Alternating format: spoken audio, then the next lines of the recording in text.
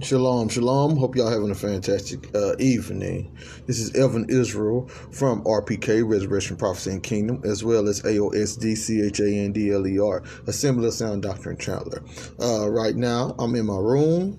I'm not going out just yet. So while I got some time, a little free time, I decided to, just to retouch on some of the things dealing with the law. Like me and the brother, and sorry about like my RPK family, is not allowing me to tag anybody. I don't know why. My phone does that every once in a while. I cannot tag anyone, so hopefully some people come across. But anyway, I was having a conversation with the brother, one of my brothers, about the law of Moses not being in the new covenant, which, the law of Moses isn't in the new covenant. But I feel that once we talk about the law, right, we talk about the law of the Most High. Some things do get left out, right, dealing with the law. Some very important features and aspects of the law, I believe, that people overlook when they try to tell you about doing the law in 2020 in America. So, what I plan on doing, and I hope you guys can hear me, but what I plan on doing, I plan on just going through it real fast and seeing if we can get a better aspect of it. Alrighty. One second. Now, I left my other Bible at the house, so I will be using the Orthodox Study Bible that has the Septuagint, or the Greek version, translated into English, as well as the New King James Version translated into English, which are younger codexes. Or older codexes, my bad. It depends on how you look at it. But these will be the older codexes before what we have in our regular Bibles. So, let me start off. Let's start off from where this all originated from, where it all began from. We're going to go to Genesis 12. I'm going to read verses 1 through 3 real fast. It says, "Now the Lord said to Abraham, 'Get out of your country, from your kindred, and from your father's house to a land I will show you.'" So now we have that Abraham was supposed to leave his country and he was going into a new land. Okay, y'all? So this is vital when we're talking about shalom, brother. Shalom, shalom, shalom. This is vital when we're talking about the law and doing the law in America, or what we're supposed to do the law with. So this right here is fin to actually explain what's the whole point behind the law and all this stuff was. And you can take this information and do with it what you want, but I'm just going to give it to you in context. It says, "Now the Lord said to Abraham, 'Get out of your country, from your kindred, and from your father's house to a land I will show you. And I will make you a great nation, and I will bless you and make your name great, and you shall be a blessing.'" Verse 3, "I will bless those who bless you, and curse those who curse you. And in you all the tribes of the earth shall be blessed." So now, notice right now, there's no exclusion of a specific genealogy or forefatherish, or however you want to put it. He's not making saying only Hebrews or none of that. At this point of Abraham, right, or Abram, at this point, there was no Israelites, right, at this point in time. So this blessing wasn't centered around one bloodline right now. Okay, it was centered around, let's go back to verse 3, "And I will bless those who bless you, and curse those who curse you. And in you all the tribes of the earth shall be blessed. So in Abraham, all the tribes of the earth shall be blessed. So we can't get to when Israel comes afterwards and say, well, this blessing was only for Israel, when the word did not tell Abram that. The word told Abram, and you, all nations of the earth, will be blessed. So we can't add our own understanding because of our prejudice or whatever we want to call it in order to make it be something that wasn't given to Abraham. So we're going to leave it in context and let it say what it says. So verse 5 now.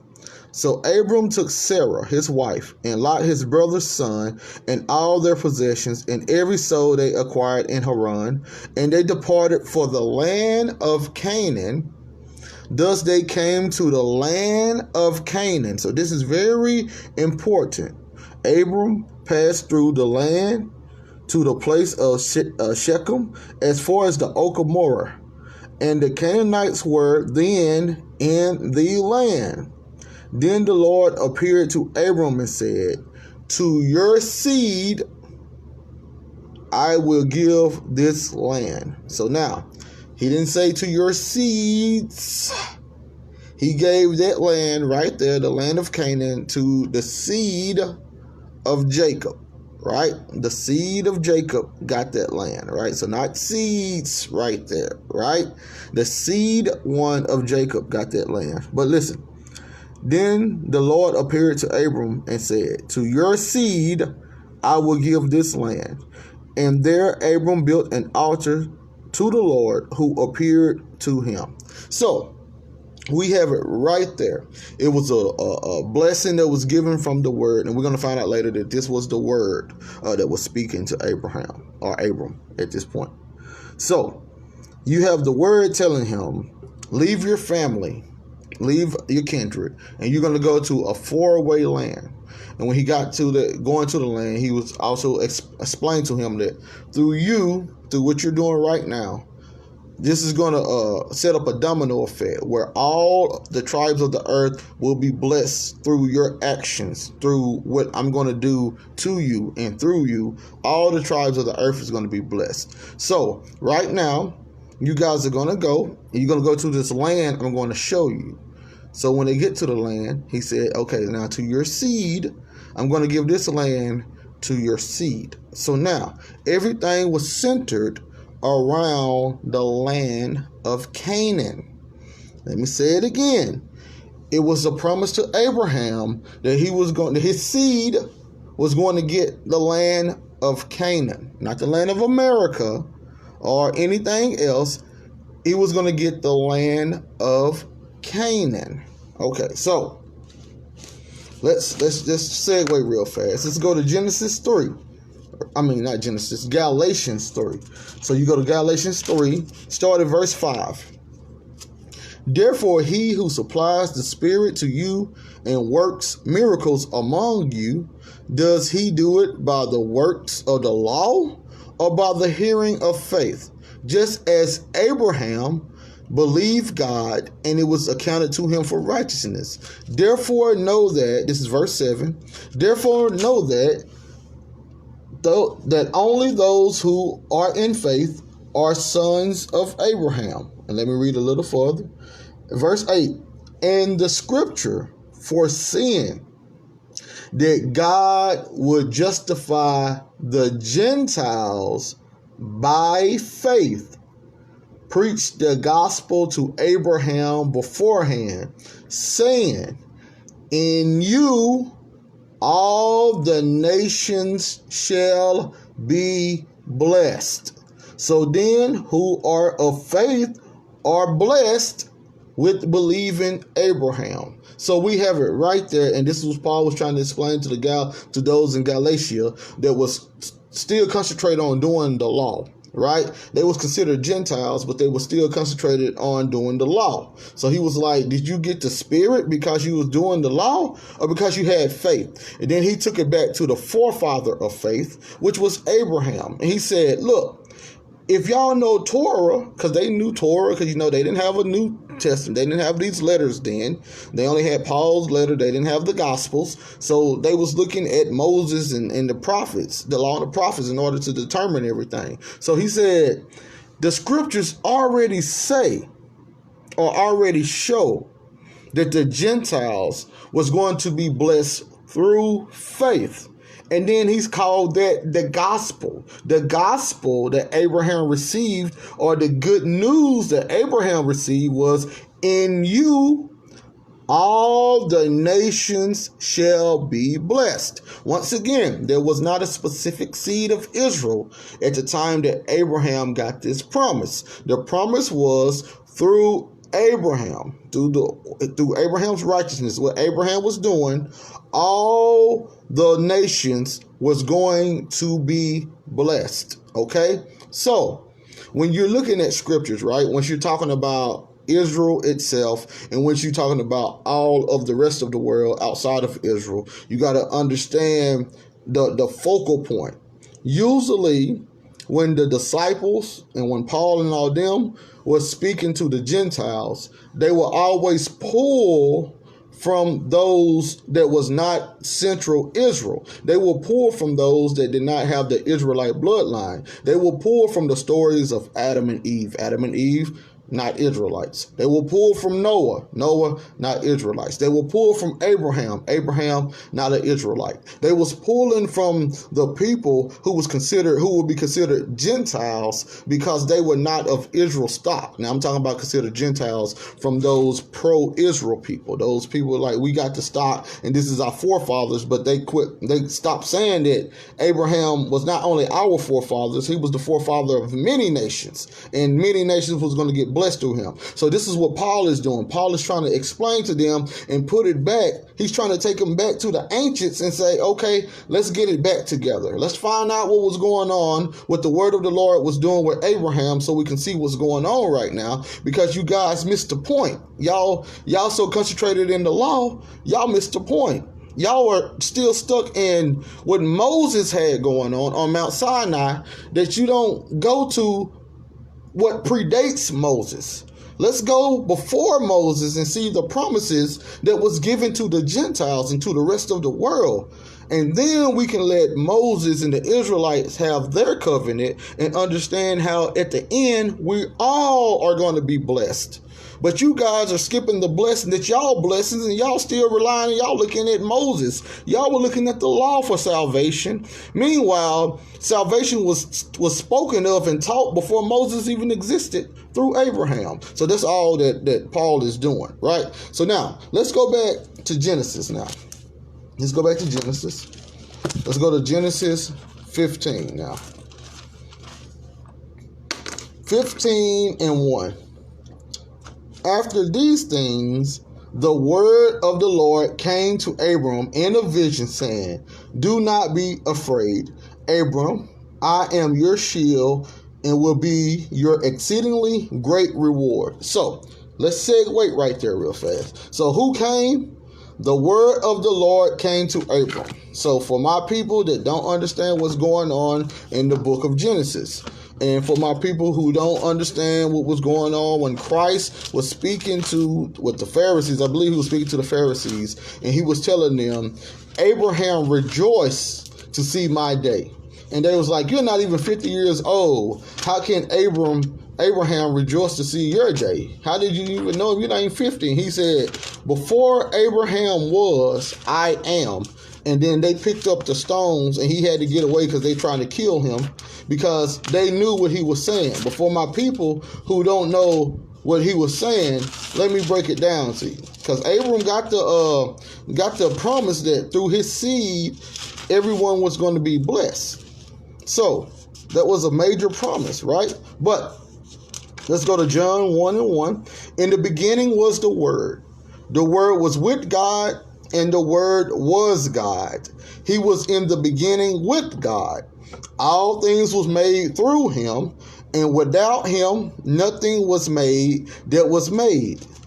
And let's go down. Let's skip down. Verse 14 now.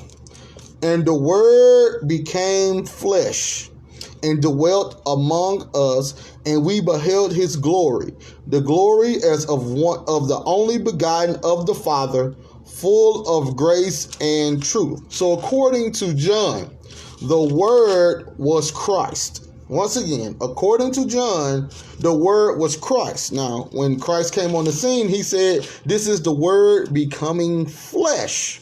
So the Word became flesh, but they all knew that this Word of God was a deity in itself. So now, Genesis 15:1. And these things, and after these things, the word of the Lord came to Abram. So now, everybody, according to John, that word, every time you see the word came, the angel came, the word came, the angel of the Lord, all this stuff, this is talking about Christ in his deity form before he put on flesh and came down on earth to explain through Israel how to please the Father. And through Israel, just like the promise was, through Christ, through Abram, the whole world was blessed. Through what Israel did to Christ, the Messiah, the whole world was blessed. But now, let's go to Genesis 15. We're just going to read this up. 1 and 2.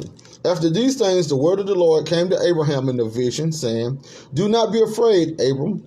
I am your shield and will be your exceedingly great reward. But Abram said, Lord, what will you give me, seeing I go childless? And the heir of my house is Eleazar of Damascus, the son of Mesech, my domestic maidservant. So now, let's go to verse number 4. And immediately the voice of the Lord came to him. So you see, he's called the word of the Lord. Now he's called the voice of the Lord. It's the same thing. This is Christ in his deity form. This one shall not be your heir, but the one who will come from your own body shall be your heir. Then he brought him outside and said to him, look now toward heaven and count the stars, if you are able to number them. And he said to him, so shall your seed be. And Abram believed God, and he accounted it to him for righteousness. So that was the faith right there. Abram, not being an Israelite, not being of Israel stock, through faith, he was considered righteous. And this is what Paul was telling those in Galatia who was considered Gentiles. Just like Abram would have been considered a Gentile to those pro-Israelite people. He was just their forefather, right? He was a Hebrew. He would have been one of the first ones that they started labeling as a Hebrew, but he was not of Israelite stock. So his rewards the Gentiles can pull from him because he was in Israel. Now, if the Israel wanted to pull from somebody, they would have been pulling from Moses and all them, dealing with their specific bloodline and stuff. But they're able to pull from Abraham because Abraham was for all bloodlines, not just Israel. But let's keep going. Let's go to, we went 4 to 6. Let's go to 7 now. Then he said to him, I am the God who brought you out of Ur of the Chaldeans. So now, y'all, this is the word of God, right? Saying. So listen to what the word says. I am the God. Shalom, sis. I am the God who brought you out of Ur of the Chaldeans. So this is why John was able to say, in the beginning was the Word was with God, and the Word was God. See, two deities, right? You guys might not like it. You might not like it, but this is ancient Eastern Israelite, all them mindset, not just the Father. They had the Word up there, and the Word was considered a deity too. And you have it right here in Genesis 15 that the Word is saying that he is God too. And John said the Word was God too. In the beginning was the Word was with God, and the Word was God. So now you have it right here in Genesis 15. The Word is saying, I am the God that did this right here. So once again, we have Christ, and we see the significance significance of why Christ came down in humanly flesh, trying to explain to Israel how they was to worship the Father and please the Father, and how they was going to take that word, take that love and that understanding to the nations, to everybody. Go teach all nations what you guys are learning from me. Don't just leave it within your group. Don't leave it within your sect. Don't leave it within your bloodline. Take it to the whole world. Take it to all nations. And that's why a lot of people don't like Paul, because Paul was out there actually taking it to the Gentiles. But anyway, let's keep going. So, verse 7, then he said to him, I am the God who brought you out of Ur of the Chaldeans to give you this land to inherit. So once again, they're talking specifically about the land of Canaan. Once again, they're talking specifically about the land of Canaan. So now, and I couldn't tag nobody. My phone would not let me. My phone did not let me, so I just had to keep going. Hopefully, my group got on, so thank you guys. So now let's keep reading. Genesis 15 and 12. Now around sunset, a trance fell upon Abram, and behold, horror and great darkness fell upon him. Then he said to Abram, so this is, once again, this is the word talking to Abraham. So this is Christ in the Old Testament talking to Abraham. Then he said to Abram, know for certain that your seed will be strangers in the land not their own, and will serve them. And they will afflict and humble them for 400 years. Also the nation they serve I will judge. And afterwards they shall come out with great possessions. But as for you, you shall go to your fathers in peace, buried at a good old age. Then in the fourth generation, they shall return here, for the sin of the Amorites is not yet filled up. So now, where was Abram at when he was receiving this information? Abram was in the land of Canaan. And while he was in the land of Canaan, he got that covenant cut, because that's what is going on in church, verse 10. They went through the cutting of the covenant. But when he went through that vision, it said that your seed is going to be a stranger in the land for 400 years. And then they're going to come out of that land, and then they're going to inherit this land that you are at right now. Because in the beginning, Abram was promised that his seed would inherit the land of Canaan. So now you have the 400-year prophecy. They're saying in 4 generations, your seed, after they've been afflicted for 4 generations, 400 years, your seed is going to return back into this very land that you're in right now, Abram or Abraham. So, this for my people that are trying to make the 400-year curse spoken of in Genesis 15, America or any other place, it doesn't work. It doesn't work logically, and it doesn't work in context. It don't work in context. You would never get this to work. Keep it in context. Quit trying to make it be about you. Let it say what it says. So now, he told them, after the 4th generation, they shall return here. So what was said? They're going to go to a land not their own, because that's not their possession. Their possession was the land of Canaan. They're going to go there. They're going to serve. They're going to be afflicted. And then they're going to return back here into the land of Canaan. And then let's go to verse we're going to read 17 through 19. And it came to pass when the sun went down that there was a flame, and behold, there appeared a smoking oven and lamps of fire that passed between those divided pieces. On the same day the Lord made a covenant with Abraham, saying, I will give this land to your seed from the river of Egypt to the great river, the river of Euphrates, the Kenites, the Kenizzites, the Chaldeans, the Hittites, the Perizzites, the Rephaim, the Amorites. Remember he told them the Amorites, the sin of Amorites have not yet been filled up. So I'm going to wait there, and then I'm going to give you this land. So now look, the Amorites, the Canaanites, the Euites, the Gergesites, and the Jebusites. So it was told to Abram that this land that you're in, this land is for your seed. This land is for your seed. And he named the places from the river of Egypt and all of this land that these foreigners got. This land of Canaan is all going to be for your seed. Okay. So we have the land promise given to Abram, right? I appreciate that, bro. Appreciate that. Appreciate that. So we got the land promise right there given to Abram, right? So now, what happened when they finally about to go get the land? Because it was a land promise given to Abram. It was already a promise.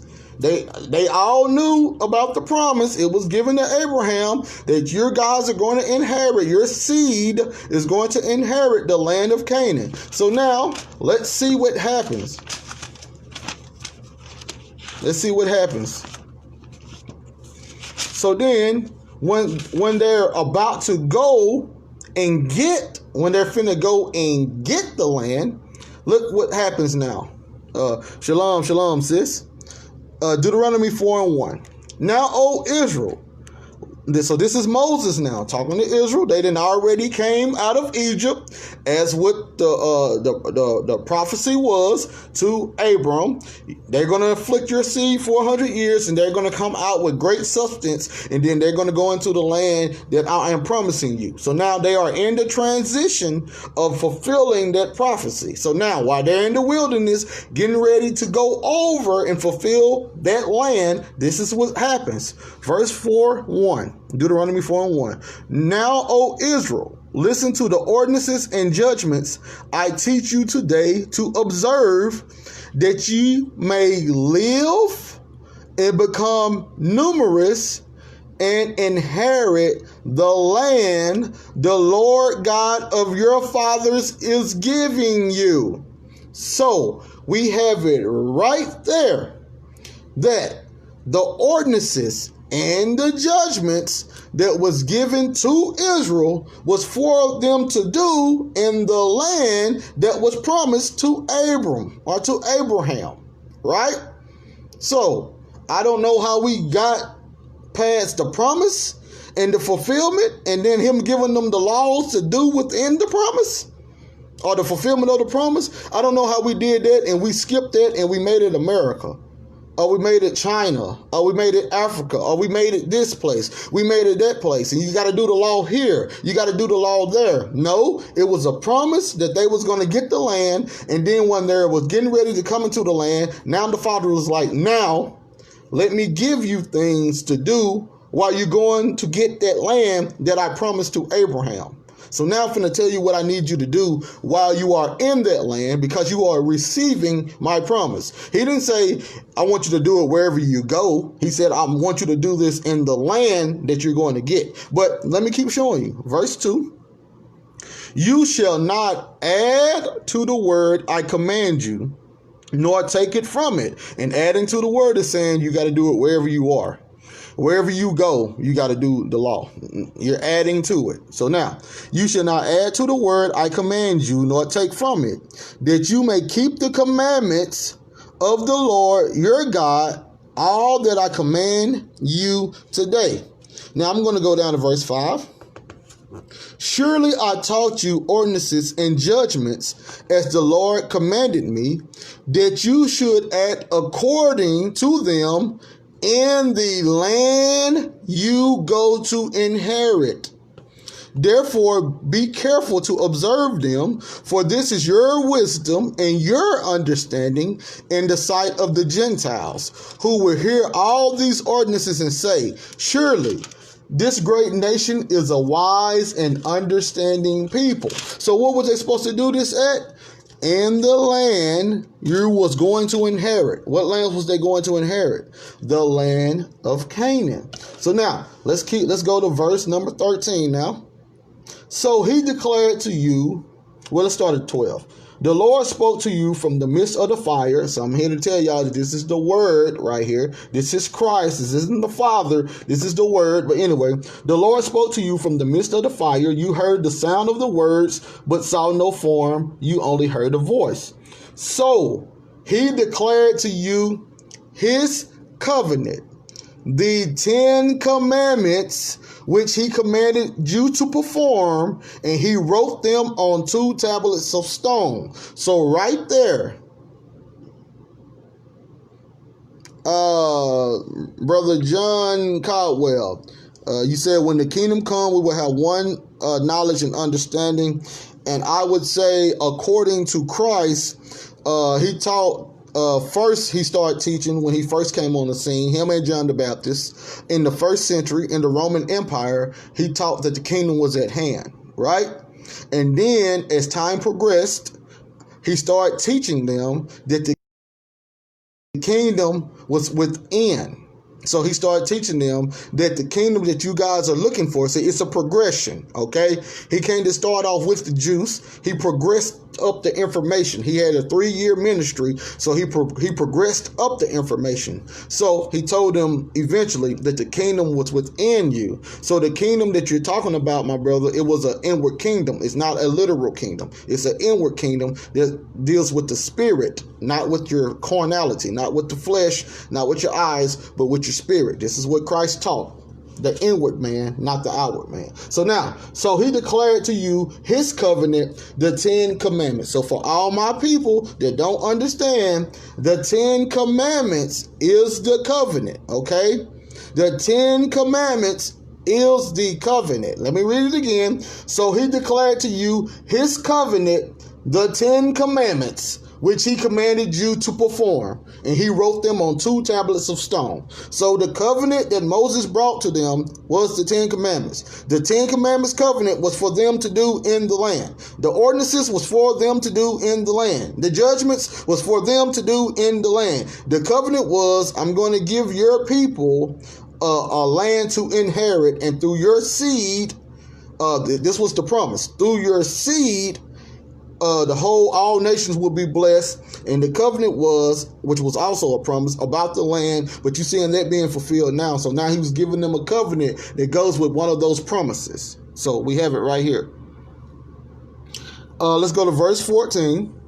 Then the Lord commanded me at that time to teach you ordinances and judgments, so you might observe them in the land you are crossing over to inherit. So according to Moses, right? The reason why he was teaching the children of Israel the commandments, right? The ordinances and the judgments in the wilderness was for them to do when they entered into the land of Canaan, okay? He didn't say, I'm teaching you guys to start doing it right now today. You must do it right now today. No, he said, then the Lord commanded me at that time to teach you ordinances and judgments, so you might observe them in the land you are crossing over to inherit. So they was taught in the wilderness to do them so they can actually do them in the land. So this is called practice, okay? They had to practice. They had to get it from Moses, who was the mediator of the covenant, and the mediator of the covenant showed them how to do it, because he wasn't able to cross over into the promised land, but he saw it from afar. But he was the mediator, and the mediator said, okay, we're going to start practicing right now, so when you get in the land, you're going to automatically know how to do it. Okay? Notice, he's teaching them this stuff to do in the land of Canaan, not America, but to do in the land of Canaan. And I'm here to tell you, it's never going to tell them anything outside of doing this in the land of Canaan. It's not. All right, so verse 25 now. Deuteronomy 4, we're going to go to 25.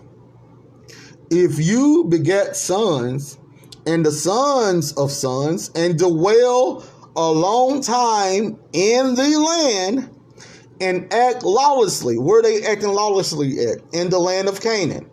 And make a carved form of anything and do evil in the sight of the Lord your God to provoke him to anger. I call heaven and earth to witness to you today that you will be utterly destroyed from the land. Okay, so what he just did was he's right now evoking the curses. He said you will be utterly destroyed from the land. And what the curses are doing, the curses was destroying them from the land. So the curses that's given in Deuteronomy, right? None of the curses occurs outside of the land of Canaan because the curses was bound by the covenant that was in the land of Canaan. So let me say it again.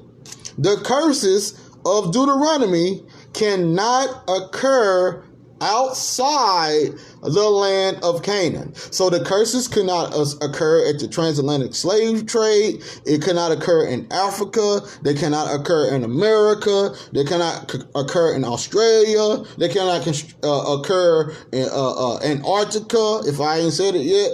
Those curses was bound by that covenant, and it could only occur in that land, and the curses was supposed to take them out of that land, destroy them from that land, because that land was a possession. It was a gift from the Most High. So if you did not do what he said do, then the curses took them out of the land. So no, the curses don't follow you wherever you go. No, the curses was based directly on the land.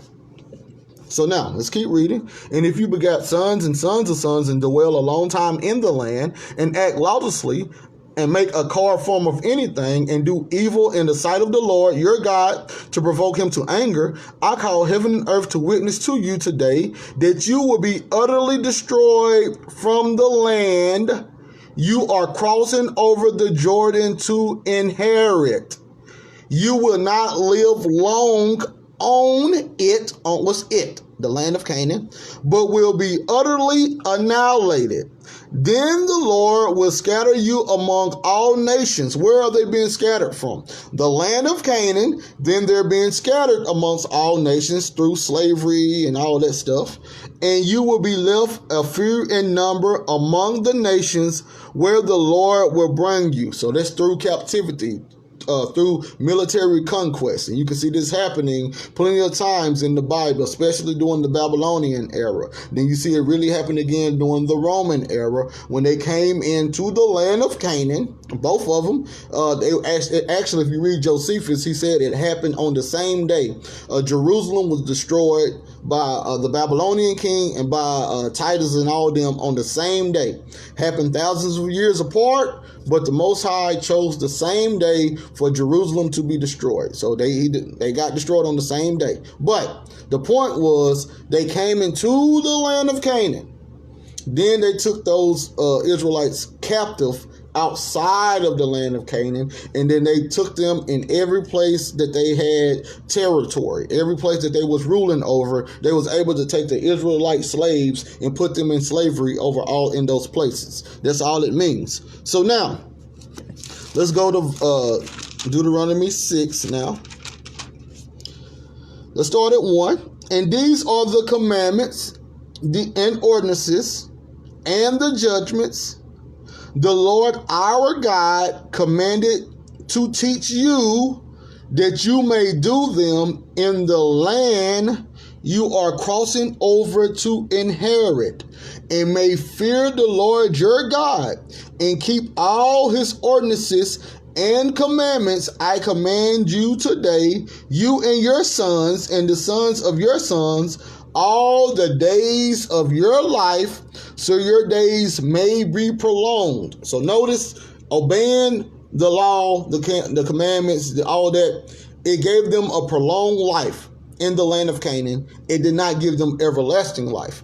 When Christ came on the scene in Jerusalem, which is in the land of Canaan, Christ came on the scene and he started teaching a different message, which is, I'm going to show you how to get everlasting life. See, the commandment and the covenants only gave them a prolonged life in the land of Canaan.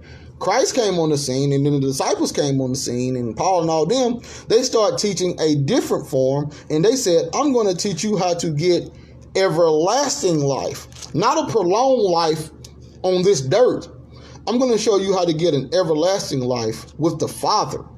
And that was way more special than having a prolonged life on the dirt, which could leave you any minute once you transgressed the laws of Moses. Once you transgressed and you was in the land of Canaan, at any moment you can get kicked out. And let's go 8, 1 and 2. Every commandment I command you today, you must be careful to do, that you may live and multiply and go in and inherit the land the Lord swore to your fathers. See, you see how this was all centered around the land of Canaan.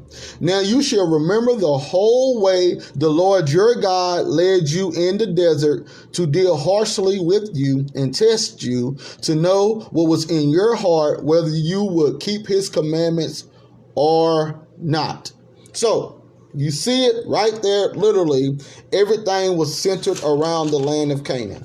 So for the people telling you, you got to do the law in America, the Bible doesn't teach that. The Bible teaches that all of these things was for the land of Canaan. And if you go throughout the Bible, all of this stuff is occurring within inside the land of Canaan.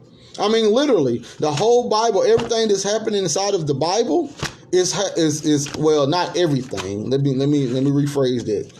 The things that dealt with Joshua forward was happening inside of the land of Canaan. From Joshua forward is inside of the land of Canaan. So everything that you're reading about, them keeping the law, this, them going against that, them teaching, you got to do the law here, you got to do the law there, and then he reintroduced the law. All of this is happening because they were inside of the land of Canaan. So yes, if they was in America, in fact, let me show you real fast. Let me just give you some proof real fast. Let me give you proof. Y'all know I'm a proof type of person. Let me see if I can find it real fast to show you that this was all centered around the land of Canaan. Let me see if I can find it real fast. Let's see. I want to go into Josephus, but this is going to be around the time of Cyrus. So let me find it real fast. Let's see if I can turn how y'all turn this camera around. Okay, right there. Sorry, let me move that out the way. All right, hold on. Let me find what happened with Cyrus now. And I'm gonna prove that the curses wasn't following people. Okay, this after Daniel.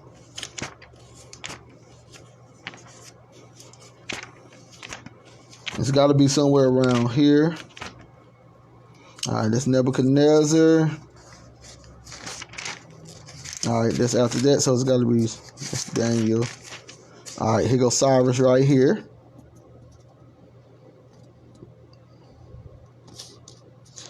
All right, let me see here.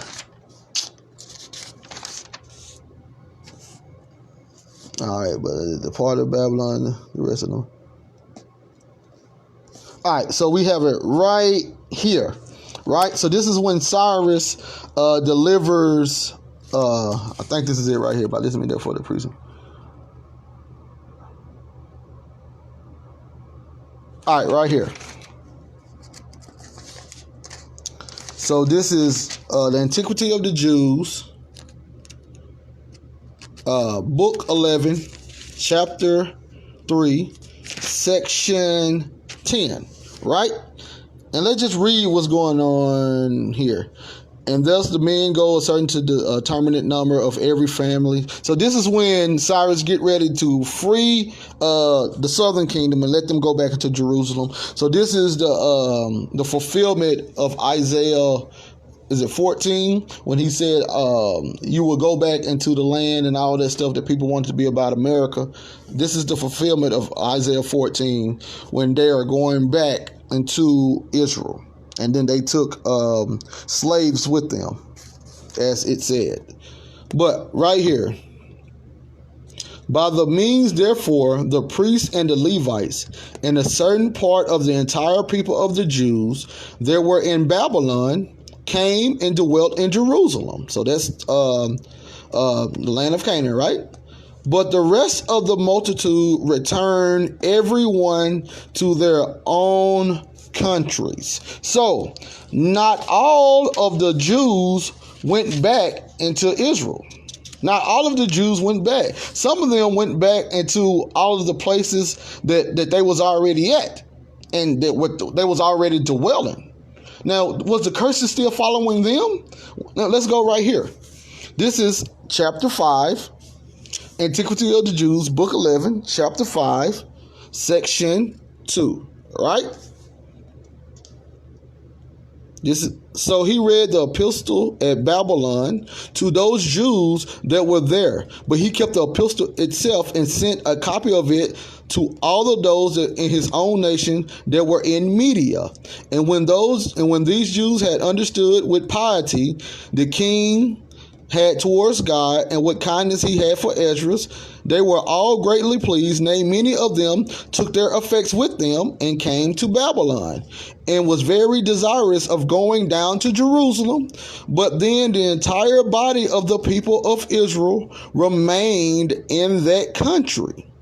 Wherefore there are but 2 tribes in Asia and Europe subject to the Romans, while the 10 tribes are beyond Euphrates till now. This was the first century that this got wrote, and are an immense multitude, and not to be estimated by numbers. Now there came a great number of priests and Levites and porters and sacred singers and sacred servants to Esdras. So he gathered those that were in the captivity together beyond Euphrates, and stayed there 3 days, and ordained a fast for them.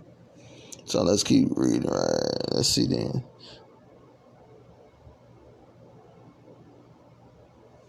And then you got the 12 talents by weight, for these presents had been made by the king and his counselors by all the Israelites that stayed at Babylon. So you see right here that the 10 tribes, right? They didn't return back to the land of Canaan. They didn't return back to the land of Canaan at all. It said they stayed on the beyond the Euphrates, right? And if you guys need to look up the Euphrates River, there's nowhere in the world beyond the Euphrates means America. Not at all. It actually tells you the continents around what continents they was at. They was around Asia and Europe. Right? And these people were in Babylon. That's over there. Some of them was, the Media Persians right here. So they had Babylon, and some was in Media Persia, and we know that happened when the northern kingdom got taken out of Samaria, got replaced by those, and I'm going to show you guys that in just a second, got replaced by those non-Israelites, and those non-Israelites start calling themselves the northern kingdom. They start calling themselves the descendants of Joseph. So by the time you get the New Testament come around, those in Samaria was not Israel the stock. They were not Israelite stock. And this is first century. This was written in the first century, and in the first century, around between 0 through 100 AD, right? In the first century, Josephus is saying that the 10 tribes was still beyond the Euphrates. So those people inside of Samaria was not Israelites. They were not Northern Kingdom. Those people in Samaria was the converts that got brought over. And they started calling themselves Northern Kingdoms. They started calling themselves descendants of Joseph. But they were not. The real Northern Kingdom people, the real 10 tribes people, were beyond the Euphrates 2,000 years ago. So they knew where they was at. Oh, I'm not. I'm just doing this right here. I got plenty of time left. So, and let me just show that real fast, and then we can call it.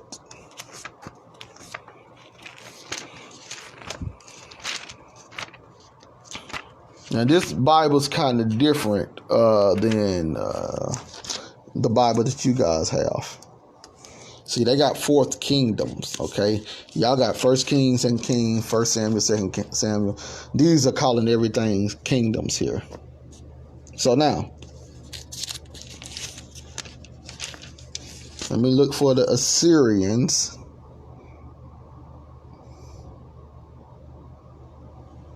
Let me try to find it real fast.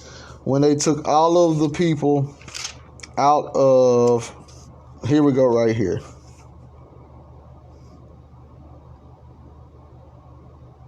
Let me find it though.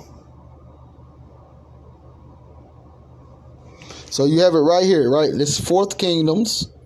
So I don't know what it'd be in the Bible. I know it'd be 2 Kings, but I don't know. Sometimes the stuff don't line up in the Septuagint like that. But we got fourth kingdoms, 17, and you can start at verse number 5.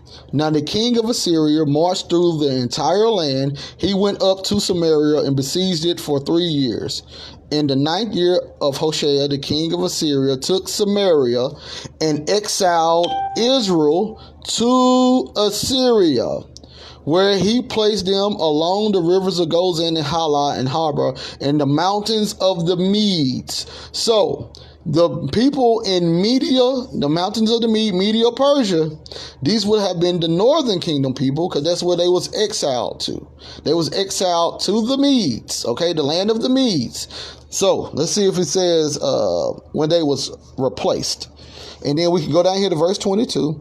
And only because the sins of Israel walked in all of the sins which Jeroboam committed, and did not depart from it until the Lord removed Israel from his presence. And he spoke by all his servants, the prophets. So therefore Israel was exiled from their own land into Assyria until this day. Then look right here.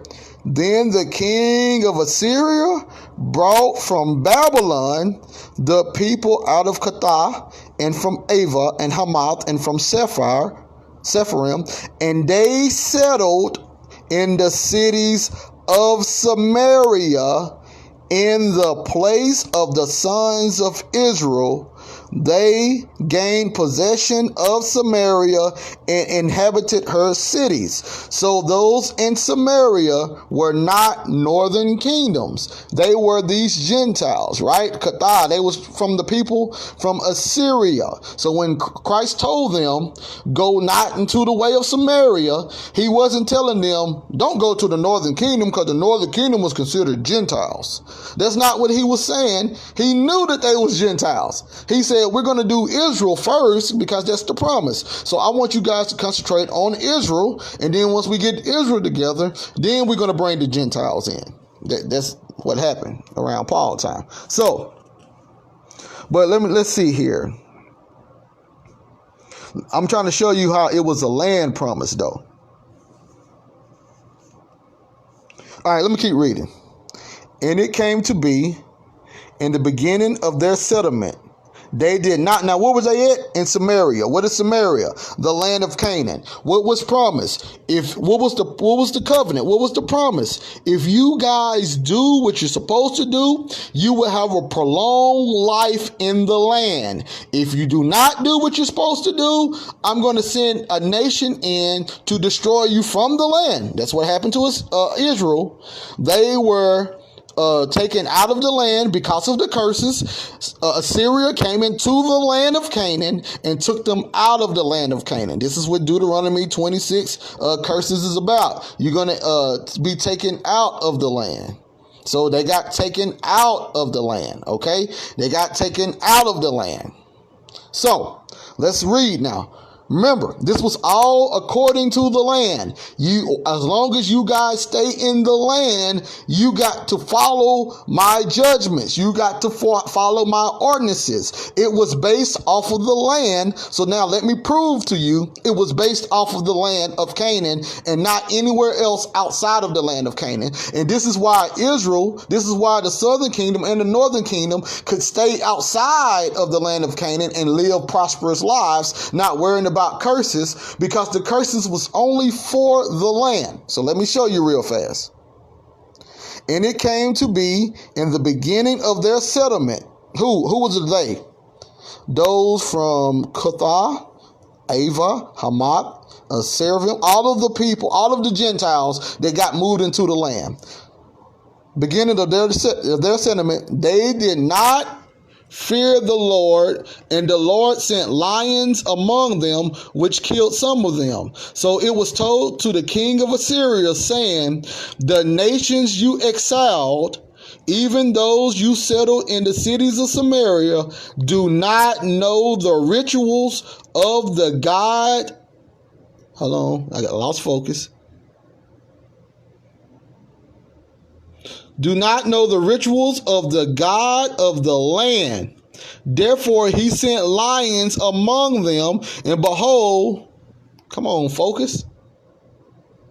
Behold, the lions are killing them, because they do not know the rituals of the God of the land. The problem was they moved inside of the land of Canaan, and they did not do what was commanded for them to do to stay in the land. So, as the Father said, if you it's in this land and not doing what you're supposed to do, I'm going to pluck you out of it. So, since they did not know the rituals, he started getting ready to pluck them out of the land. So look how they had to respond. Then the king of Assyria commanded, saying, take from the exiles those that came from that place, and let them go and settle there. They will enlighten them concerning the rituals of the God of the land. So he brought one of the priests whom he had carried away from Samaria, and he came and dwelt in Bethel, and he enlightened them on how they should fear the Lord. So you see it right there. So this is how those this is how those Gentiles converted over into Israelite understanding and start calling themselves the Northern Kingdom, because they learned how to be Israelites. They learned how to dwell in the land of Canaan through the rites, through the rituals that the God said they had to do in order to stay in the land. So as you can see, the commandments, right? Ordinances and stuff was for them to do in the land of Canaan. And when they did not do it in the land of Canaan, he brought them out of the land of Canaan. So now, how do you make that be America? I mean, how do we get America out of that? How do we get wherever you go, you got to do the law of Moses, when we specifically see that it was centered around the land of Canaan? And the reason why they had to do it was because that was part of the promise and covenant that they had. In order to keep this covenant, in order to keep occupying this land, you guys got to do it. In order to get the land that I promised to your forefathers, you got to keep this contract. And this contract says you got to follow these laws, the commandments, the ordinances, the statutes, the judgments. If you do that correctly, I will not pluck you out of the land. That's how it works. So, no, you did not have to do the law of Moses in America. No, that's not what the Bible was teaching. That's not what any of the ancient Jews knew. So we get this ideology when the converts come in, or the Jewish people who come thousands of years later with their own type of understanding, with their own type of what to do and what not to do. And these guys convince you that you got to do the law of Moses wherever you go. And that's exactly what happened. Now, before you guys learn anything about the law of Moses, was he sending any snakes or lions or tigers and bears, and oh my, was he sending any of these zoo creatures or anything because you wasn't doing the law of Moses? When you was eating pork before you found out about the law of Moses, was the Most High destroying you from your land and having people come in to take you captive and sending you somewhere else? No. But we can see the people he actually did that to, and the people that he actually did that to, they was in the land of Canaan. And as you can see, the Israelites of the day, they understood, hey, these curses work while I'm in the land of Canaan. So I'm going to stay over here outside of the land of Canaan, and I'm going to live my life. Israel, all of you guys, y'all can go back into Jerusalem. Y'all can do that. We'll love the Lord from over here. Y'all go do y'all thing over there. And that's exactly what happened. They said, we're going to stay over on this side. And then this is in the New Testament. This is when they brought the gospel to everybody, including the northern kingdom. And they was like, hey, that things dealing with Moses and stuff, that's no longer is going to be the way. This is going to be a new way based off of righteousness, based off of love, based off of faithfulness. And guess what, y'all? No more curses. No more curses. And everybody was loving that. Okay? They was loving it. And this is the only people that don't like it right now is the people that dwell in self-pity, I guess, and try to blame a divine influence over their lives and not understanding that, you know, we live in a faith-based society. Whatever we believe, the Father will let us achieve. So if you guys do not make rational decisions in this new life that we have, then you have to eat the effects of you not making rational decisions. So what you guys are seeing as curses are being beaten down. That's just the effect of living around unrighteous people or your own unrighteousness catching back up with you. Okay? It's not a divine curse. It's nothing divine about that. It's you needing to do better stuff. Okay? And I know some things we can't avoid, but some things we can avoid. So let's don't blame the Most High, and let's don't blame eating pork. Let's don't blame eating shrimp. Let's don't blame not having strings on your clothes, because all of that was based around the land of Canaan. Okay, that has nothing to do with you. Before you didn't have strings on your clothes, you wasn't getting anvils dropped on your head, and it wasn't nothing coming and attacking you. It was nothing being invoked trying to take you into captivity. No, probably because you stole whatever you stole and it came back. Karma came back and got you. But thank you, brother. Thank you all for listening in. Like y'all said, I'm on vacation. As you can tell, I'm actually in my motel room. So I just had to hit this quick before I get back into my vacation. It ends tomorrow. I got to go back home. So, well, you know, we got the so-called Labor Day off, but I'll be driving back home. So, but thank you guys for listening. I'm going to enjoy my last day. I just had to hit this subject up because I was, when I made the comment earlier about the law of Moses not being inside of the new covenant, I got a little backlash. So now I had a little free time I could respond to the backlash. So I hope, you know, this give you a different perspective. And if you say I'm wrong, I say just try to prove it to me so we can study to show ourselves approved, and we will see what we come up with. You know, maybe I missed over something. If I did, you will show me. And if I didn't, come on out of that bondage and enter into life. All praise to the Most High through Christ. Hey, that's it. And my brother Monster said, catch this on YouTube. Y'all see the emblem, RPK.